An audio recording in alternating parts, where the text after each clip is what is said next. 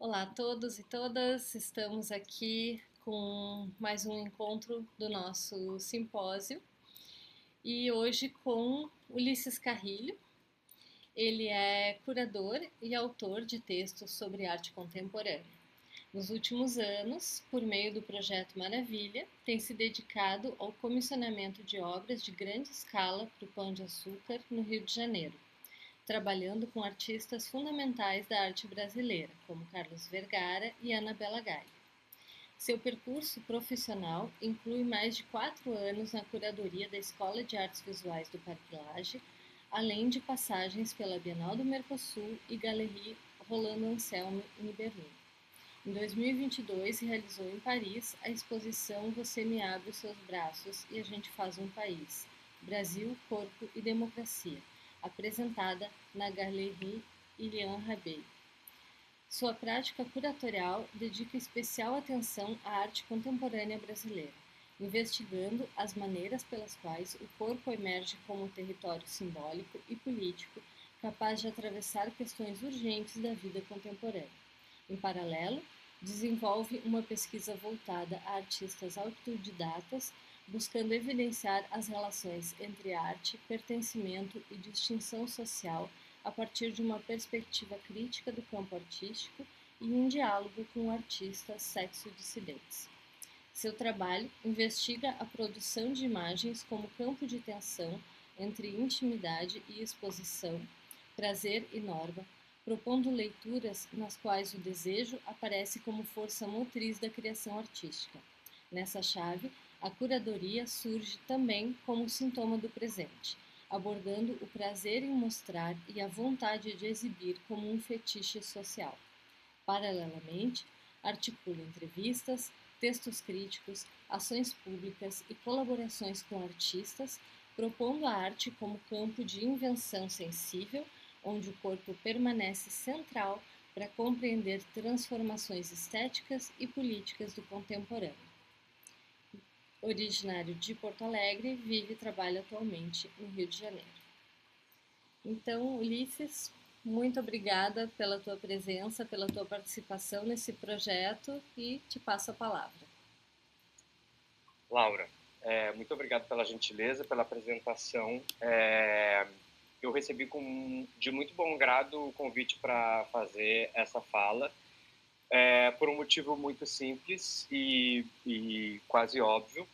que é a minha admiração pelo trabalho do Will, especificamente, né? Desse duo, eu já tive a oportunidade de escrever 2 textos e apresentar um trabalho de vocês numa exposição em Porto Alegre, espero que a gente tenha mais oportunidades. E digo isso porque, propositadamente, apesar de uma apresentação mais protocolar, que é a leitura de uma mini-bio, eu acho que essa questão do desejo, da atenção, da materialidade se revela assim como um ponto de união. Assim, é por isso também dessa admiração para além da beleza dos objetos, da complexidade intelectual das propostas e de algumas contradições que me parece que o trabalho de vocês apontam. Eu também gostaria de dizer que eu vejo de muito bom grado essa estratégia artística do trabalho em duo, porque me parece que isso também provoca uma certa despersonalização e nos provoca também para ir para além das identidades e cria a ideia de um outro corpo. E estou falando isso propositadamente porque a gente vai conversar hoje a partir de um texto que eu escrevi para vocês, né, chamado Fixação Oral, que pensa a ideia de localização, mas eu queria fazer uma rápida digressão e falar sobre o texto que está nessa publicação narrativa de Campo Escuro que vocês produziram, né,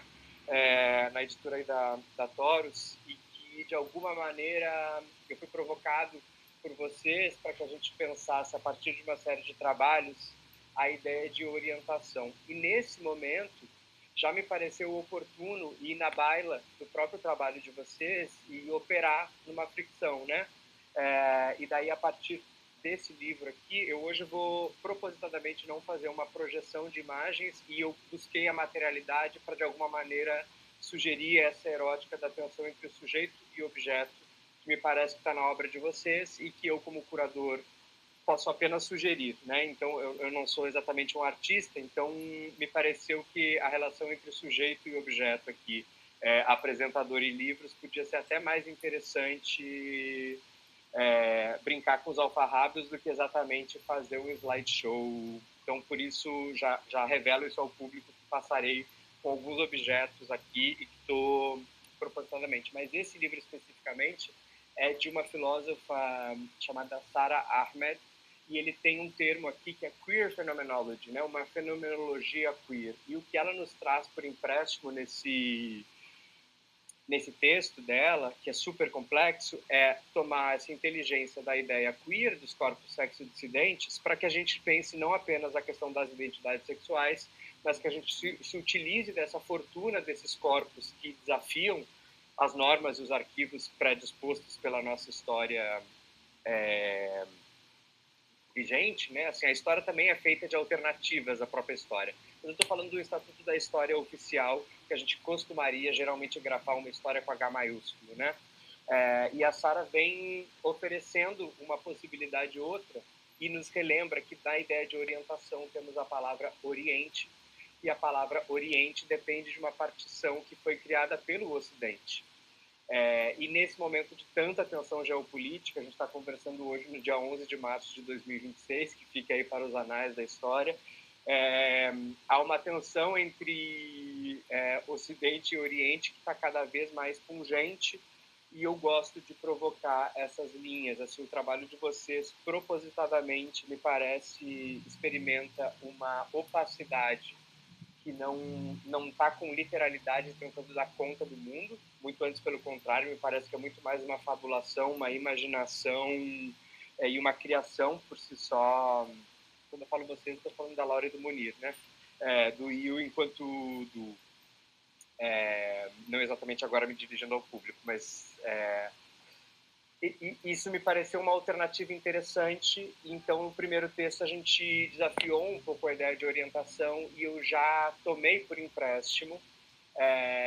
um artista que me parece fundamental e que talvez eu colocasse o Io numa linhagem desse grande mestre, que é o Tunga. Me parece que são artistas que se dedicaram a confundir certas noções propositadamente, né? Não apelaram para as identidades nacionais, para o vocabulário estético assumidamente à brasiliana, por assim dizer, muito embora me parece que tem questões muito singulares do nosso local, da nossa vida e do nosso modus operandi de vida aqui nesse território. E esse segundo texto, já chegando mais próximo do segundo texto, chamado Fixação Oral, que é o motivo que me presenteia com... E nesse primeiro texto também, eu propositadamente falo do Tunga e falo de um outro projeto, que é esse aqui, chamado Terra Animata, que é também um duo de artistas já da arte povera italiana, Luca Maria Patella, e que ele é também um duo, mas são artistas que estão provocando uma certa erótica, uma fricção com esse campo aberto, que é a Itália, mas é também um lugar qualquer, é também o nosso lugar, quando a gente pode se projetar. E essa relação de uma erótica entre corpo e paisagem me pareceu fundamental para desafiar as questões de orientação no primeiro texto e para pensar a questão de localização no segundo texto. Voltamos aí ao Tunga, mas eu expando um pouco o vocabulário de artistas que eu tomo por empréstimo para dialogar com o Io, para justamente talvez aproximar o trabalho do Io de uma constelação de artistas que não seja tão óbvia, para desafiar a questão de localizar o Io como um duo que trabalha desde o sul do Brasil, mas não ignorar isso. E para isso, eu digo que um dos grandes disparadores está nesse catálogo aqui, que o grande Paulo Herkenhoff escreveu e integrou, obviamente, o duo, o RS 21, um projeto que aconteceu há alguns anos no Santander Cultural. Eu tenho esse catálogo presenteado há pouco tempo pelo Io, mas eu tive o prazer de ver essa exposição numa passagem por Porto Alegre e lembro exatamente não, mas enfim, lembro da tensão que os trabalhos me provocavam nesse momento. Mas nesse texto especificamente, o texto do Paulo é sempre um deleite, ele tem perspectivas muito singulares, vai Maria Martim, enfim, bebendo dessa fonte caudalosa, interessantíssima e tentando desafiar as obviedades, que eu escrevo esse segundo texto, mas no texto do próprio Paulo, há uma nota de rodapé que me parece bastante importante, que é a nota número 15, em que ele toma uma conversa com o Du, especificamente uma fala que o Munir traz ao Paulo, dizendo: o Pampa para nós não é ilustrativo, não é memorialista. Essa frase, que é muito simples, me provocou a pensar um texto que fosse igualmente feito de notas de rodapé do que de cor. Para aqueles que tiverem a possibilidade de ler o texto, há quase mais extensão de notas de rodapé e não há, propositadamente, as notas não estão localizadas no texto. Então, você não tem exatamente a referência. Elas estão numeradas, existe um encadeamento e eu faço uma espécie de disclaimer no início do texto que diz assim: o seguinte texto apresenta-se organizado como uma tese aberta, dinamitada pela apresentação indireta de suas referências, como o ovo e a galinha, uma referência aqui ao dito popular, mas também ao conto da Clarice,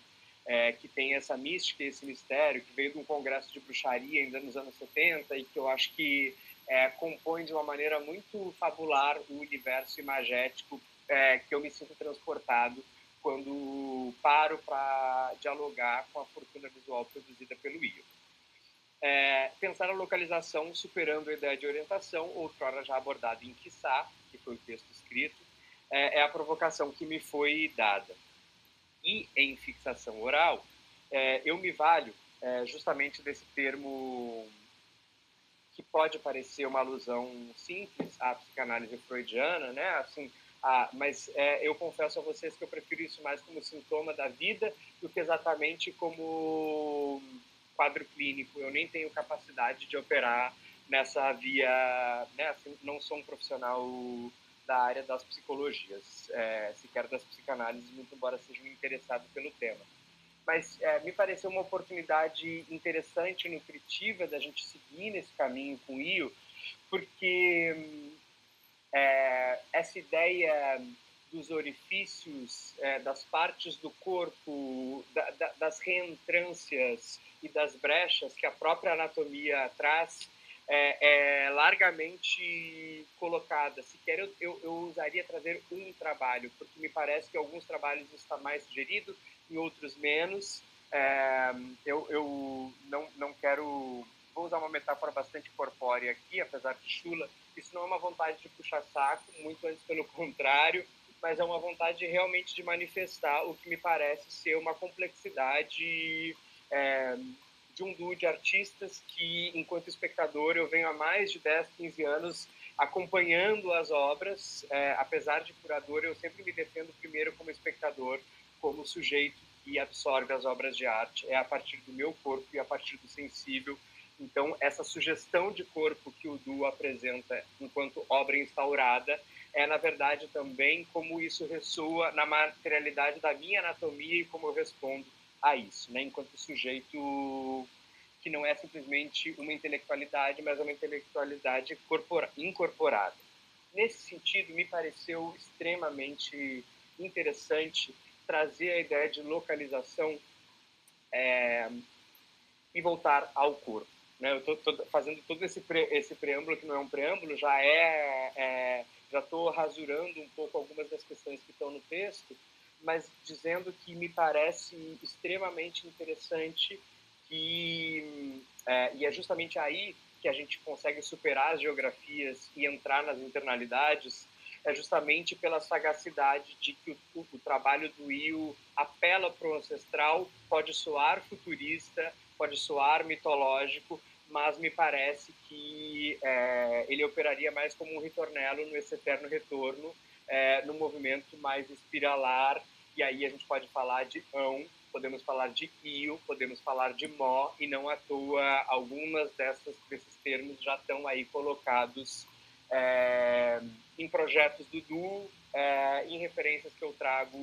no meu texto, e que me parece que, bom, eu já tive a oportunidade, o privilégio de ter diálogos com a Laura e com o Munir como isso, já pude de alguma maneira fazer uma checagem de fatos de que essas percepções têm não são simplesmente percepções gratuitas, mas têm paralelos intelectuais, acadêmicos. Me parece também digno de nota que é um duo de artistas que resolve operar na criação de objetos, mas também na criação de textos, seminários, ensaios, teses, ou seja, tem uma prática de pesquisa que não é metafórica, né? Ela é ostensivamente uma prática de pesquisa. No estrito senso de quando a gente está falando um pouco mais de pesquisa acadêmica, né? Propositadamente, foi bom até que eu tenha trazido o texto do Paulo e citado ele nominalmente, porque em 1998 o Paulo faz a Bienal da Antropofagia, que de alguma maneira dinamita as questões relacionadas à historiografia, coloca o Brasil no centro, reajusta as geografias, traz tudo isso para perto do corpo. No núcleo dessa Bienal de São Paulo histórica, um e outro, um entre outros, curada junto com Adriano Pedrosa, a gente tem as geografias trazidas para perto do corpo, e esse é um projeto que eu não tive a oportunidade de ver de corpo presente. Eu morava em Porto Alegre, tinha 8 anos de idade, sequer frequentava o fluxo da arte contemporânea enquanto espectador. Mas, enfim, a gente vai lidando com os catálogos, com a materialidade das obras. Depois pude conversar com alguns desses artistas. Talvez seja por isso que eu tenho escolhido a curadoria como exercício, pelo prazer de invadir a intimidade dos artistas e poder ter uma escuta privilegiada e poder absorver isso, que me parece uma intelectualidade sensível. Falando do Freud de novo, é ele quem disse que o artista antecede a psicanálise, né? O poeta antecede a psicanálise, ou seja, o artista tem essa capacidade, uma sensibilidade desde o seu próprio corpo, desde o seu próprio pensamento. E o motivo primeiro para esse texto, que se chama fixação oral, não é uma simples alusão à erótica, que já poderia ser um motivo interessante, mas porque no processo de ruminar uma imagem, talvez muito informado por esse projeto Terra Animata da arte povera italiana, em que os artistas apresentam-se nessa forma de cruz, né, do seu corpo, então atuando como uma espécie de substitutivo da bússola. Me veio uma outra imagem à cabeça, e eu não consegui superar essa imagem, e ela foi meu disparador primeiro, que é justamente a relação entre uma parte do corpo e um orifício, que é esse gesto que as crianças fazem e adultos fazem também, que é de inserir o dedo na própria boca, usar dessa saliva como uma espécie de envolto ali do dedo e assim colocá-lo para fora do corpo, e a partir dos ventos, a partir dessa passagem de vento, perceber, localizar-se no mundo, né? Então me parece muito interessante essa localização a partir de si mesmo. Quem tiver o prazer de ver esse projeto Narrativa de Campo Escuro, mas sobretudo de ver a materialidade das obras e de perceber de corpo presente, vai poder entender que o Io estava, de alguma maneira, olhando para uma genealogia do conhecimento de localização do mundo, que não partia simplesmente de mapas e territórios, mas da possibilidade de entender o magnetismo e a própria posição no mundo como uma intelectualidade ou uma sagacidade que é, então, perdida com a passagem dos tempos. Mas eu não vou entrar nessa deambulação, porque senão eu vou estourar o tempo e vou abusar da paciência dos nossos espectadores hoje. Mas voltando ao fixação oral, então esse é o motivo primeiro, e voltando a essa genealogia de tentar confundir os espaços e voltar ao corpo e confiar na sagacidade do corpo e então uma intelectualidade que passa um pouco mais pelo erotismo, me pareceu legítimo não ir para a arte povera italiana e não ir para o Tunga, mas olhar justamente para trabalhos que foram mais lidos a partir de uma lógica antropofágica, ou seja, a Antropofagia, o Manifesto Antropófago, Oswald de Andrade, 1928, né? Essa alusão a uma certa sagacidade de alimentar-se e regurgitar aquilo que não faz sentido. Mas eu vou justamente para trabalhos que foram lidos nessa chave da identidade nacional e que eu gostaria de bagunçar, tal qual eu gostaria de fazer aqui com o Io. Então, trago um vídeo de 1969, da artista Lígia Pape, um dos nomes fundamentais do neoconcretismo brasileiro, que é um vídeo justamente chamado Antropofagia, em que a gente tem um close na boca, é uma boca com um batom, então já traz uma alusão, uma exuberância, batom vermelho, se eu não estou enganado, né, que já tem um código que pode aludir de maneira um pouco mais frontal ao que a gente costuma chamar de algo sexualizado ou erótico, enfim. E o segundo trabalho, que talvez seja um disparador primeiro, é um trabalho da Ana Maria Maiolino, que me parece ser um ótimo pareamento ao IO, justamente porque ele abusa da linguagem ao experimentar o nome glu, glu, glu, que é um nome quase gutural. Uma rápida digressão, hoje quando eu perguntei, Laura, tá tudo bem? A Laura me respondeu com um pequeno grito. Eu adorei porque senti que isso, assim, falamos a mesma língua, no sentido de que confiamos na linguagem, mas também confiamos no para além da linguagem. E quando a Ana Maria Maiolino fala desse glu-glu-glu, dessa deglutição, me parece que ela está fazendo uma alusão ao corpo humano. É uma peça escultórica de parede, mas é uma pintura, então já é um momento em que essa exorbitação, essa exuberância do objeto de parede não era nada óbvia. Ela é operada por uma mulher, isso é digno de nota, que também desafia geografias, né? Nascida na Itália, Venezuela, Brasil, tem essa tríade aí. Mas o que me interessa nesse trabalho é a sugestão de um sistema digestório, de um eixo que vai da boca ao ânus, que vai entre dois orifícios localizar o corpo como um tubo, como um local de passagem, como como um território de localização, justamente. E muito embora isso não esteja frontalmente colocado de maneira literal pelo Du no trabalho, me parece que esse caminho isso que eu estou chamando repetidamente, já usei muitas vezes a palavra hoje, de uma erótica do trabalho, também está de maneira um pouco mais opaca, né, guardando as proporções do que era possível em 1969. Esse é um trabalho que hoje é integrado na coleção do Museu de Arte de São Paulo, do MASP, e disso a gente faz uma alusão justamente a um outro trabalho do Tunga, que são os eixos exógenos, que é um trabalho também que, enfim, que ele tem a presença do corpo pelo negativo e a presença no corpo na criação de um eixo que faz uma forma escultórica que pode ser lida de maneira abstrata, mas é talvez uma das mais encantadoras representações da beleza que um corpo que a gente costuma chamar de feminino, mas assim, enfim, um corpo com vagina e seios, se apresenta, né? Ou seja, é uma presença que se revela pela ausência, é uma presença que se revela pelo que esconde, e eu, mais do que exatamente citar trabalhos específicos do Du, tinha a esperança de que com esse texto a gente pudesse fazer uma espécie de sobrevoo panorâmico pelo trabalho do Io, e que pudesse justamente operar na mesma chave que eles trazem, que é a chave da complexidade, que é a chave de uma presença instaurada, mas que foge da literalidade, e me parece que isso não é simplesmente uma vontade estética ou intelectual, mas é algo que me parece responder a uma função social premente da arte na vida contemporânea, que é justamente causar essa fricção e isso que eu estou chamando de um embaralhamento, de uma confusão, enfim, disso que me parece interessante da gente parar para pensar e enxergar nas obras de arte, como diz a Susan Sontag no seu texto Contra a Interpretação, a tarefa da crítica de arte não é explicar o que algo é, mas é dizer como aquilo é o que é. E eu tenho a esperança de que com esse texto e com a minha fala hoje e enfim, com a minha perspectiva sobre os trabalhos do Io, a gente possa operar nessa chave, que é justamente de entender a densidade conceitual que está nas operações estéticas que são relacionadas ao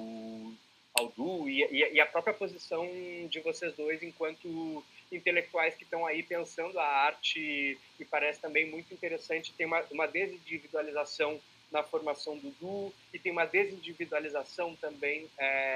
nesses trabalhos coletivos que convidam nós, enquanto curadores, críticos, físicos, cientistas,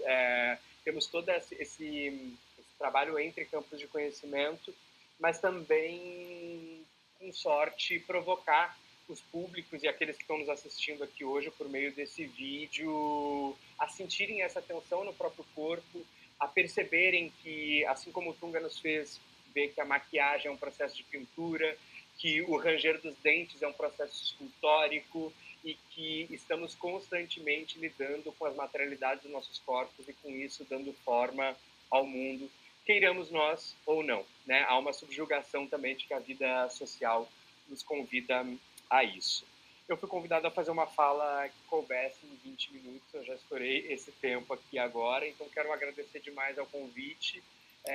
e dizer a todos que, se vocês tiverem a oportunidade de ler o texto